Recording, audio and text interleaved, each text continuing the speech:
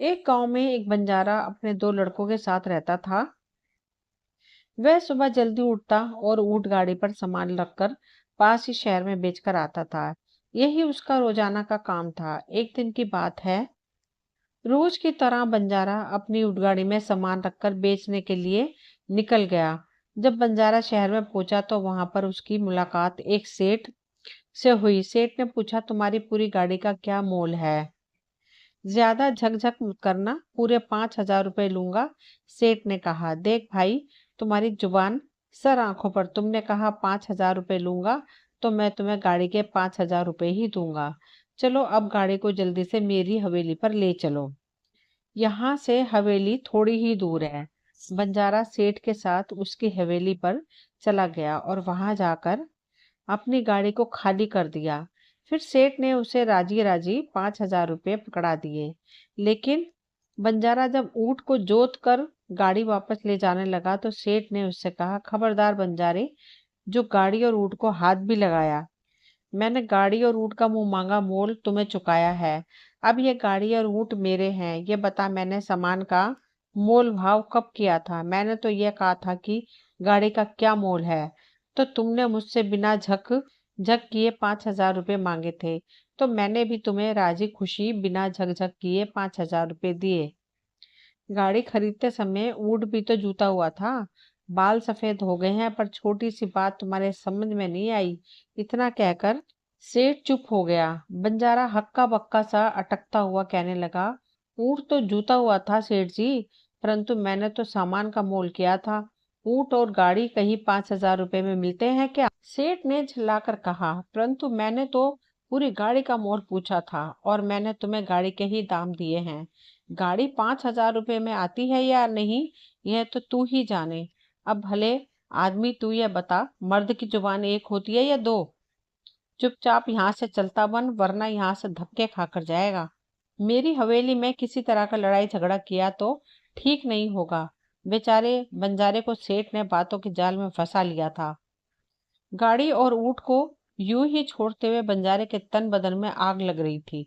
जब बंजारे का कोई जोर नहीं चला तो बंजारे ने खूब हाथ जोड़े, पैरों में गिर पड़ा, पैरों में पकड़ी रखी, मगर सेठ टस से मस ना हुआ। फिर बंजारा हाथ जोड़कर कहने लगा, मेरे समझ में भूल हो गई सेठ जी। मैंने तो सामान का मोल किया था। आप तो बड़े आदमी हो, छोटों को माफ कर दो। मैं तो अनपढ़ गंवार आदमी हूँ। मेरी समझ में भला शब्दों की लाग लपेट कैसे आती। मगर सेठ अपनी जबान पर अड़ा रहा और बंजारे को भी भाषण देने लगा कि बंजारे, दुनिया में जुबान का ही मोल है। जुबान से ही बरकत होती है। जुबान से तो पलट जाए वह आदमी ही क्या।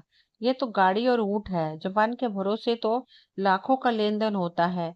यदि तेरे जैसे पल पल में अपनी जुबान पलटने लगे तो दुनिया का क्या होगा? बंजारे की जब एक न चली तो बड़ी मुश्किल से हवेली के बाहर आ गया और चुपचाप गीली आंखों से और लड़खड़ाते पैरों से अपने घर आ गया। उसके बेटों ने पूछा, बाबा, गाड़ी और ऊंट कहाँ है? क्या रास्ते में गाड़ी खराब हो गई? बंजारे की सेठ के सामने तो एक न चली, मगर अपने लड़कों पर गुस्सा करते हुए बोला, गाड़ी और ऊंट तो ठिकाने लग गए। तुमसे कुछ बनता हो तो तुम करो। मुझे तो उस बदमाश सेठ ने बोलने नहीं दिया। शहर से घर तक पैर रगड़ते रगड़ते आया हूँ। सेठ ने जो मेरे साथ किया उसी के कारण मेरा कलेजा अंदर ही अंदर जल रहा है। फिर बंजारे ने अपनी एक एक बात अपने बेटे को बताई और कहा, मैंने तो सेठ से बहुत मिन्नतें की, हाथ पांव जोड़े, उसके पैरों में पगड़ी तक रख दी, तो भी उसने बार बार एक ही बात कही कि आदमी की जुबान एक होती है। अगर आदमी यूं जुबान बदलने लगे तो दुनिया का सारा धंधा ही चौपट हो जाएगा। मुझे तो उस चालाक सेठ ने बोलने तक नहीं दिया। बंजारे के बेटों ने सारी बातें सुनी तो उनके तन मन में आग लग गई। बंजारे के बड़े बेटे ने कहा, चलो बाबा, मुझे उस सेठ के हवेली पर ले चलो। या तो उसे मारूंगा या खुद मर जाऊंगा। मजाक थोड़ी है जो रास्ते चलते ऊंट गाड़ी हत्या ली। सबसे छोटा बेटा कुछ और ही सोच रहा था। उसने कहा, तुम कहीं नहीं जाओगे, मैं अकेला ही उससे निपट लूंगा। तुम चिंता मत करो, कल मुझे एक ऊंट गाड़ी में सामान ले जाने दो। सेठ की जुबान से ही उसे बांध कर नहीं लाया तो तुम कहना, सेठ का ही कांटा और सेठ की ही बाट, इसी भाव में उसकी सारी चालाकी निकालूंगा। उसकी ये मजाल कि उसने हमारे बाबा को धक्के मारने की बात कही।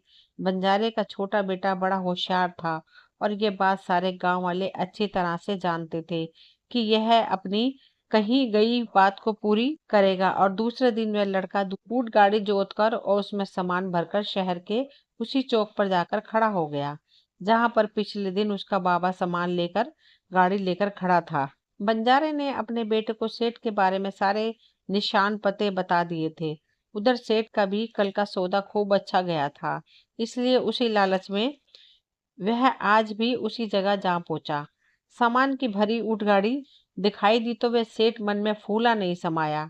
बंजारे के लड़के के पास आया और पूछा, भाई तू किस जात का है? सेठ का हुलिया देखते ही बंजारे का लड़का तुरंत पहचान गया कि यह वही तिगड़म पास सेठ है। फिर वह कहने लगा, सेठ मैं तो बंजारा हूँ। सेठ ने पूछा कि क्या तेरी ये गाड़ी बिकाऊ है? लड़के ने कहा, इसमें पूछने की क्या बात है, गाड़ी तो यहाँ बेचने के लिए ही लाया हूँ। सेठ ने गाड़ी शब्द पर जोर देकर पूछा, तू एक बार में मोल बता दे। सेठ बोला, गाड़ी का क्या लेगा, सौदेबाजी का काम मत करना।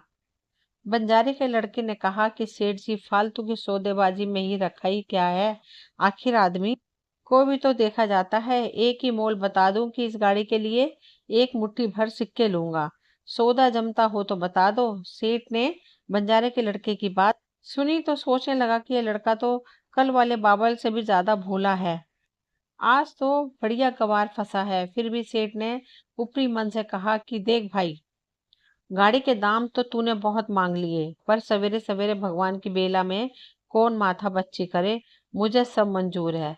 अब चलो मेरी हवेली, इस गाड़ी के लिए एक मुट्ठी सिक्के तेरे हुए। बंजारे के लड़के ने मनी मन खुश होते हुए सोचा कि सेठ आज तो खूब फंसेगा, जीवन में सामान खरीदना ना भुला दूं तो मैंने भी माँ का दूध नहीं पिया। सेठ और बंजारे का लड़का हवेली पर पहुंचे तो सेठ कहने लगा, बोहनी का समय है, पहले तेरे सिक्के पल्ले बांध ले, फिर गाड़ी खोलना। यह कहते कहते सेठ हवेली के अंदर गया और एक मुट्ठी में सिक्के लेकर आ गया। फिर बंजारे के लड़के के सामने आकर कहने लगा, ले पहले ये सिक्के गिन ले।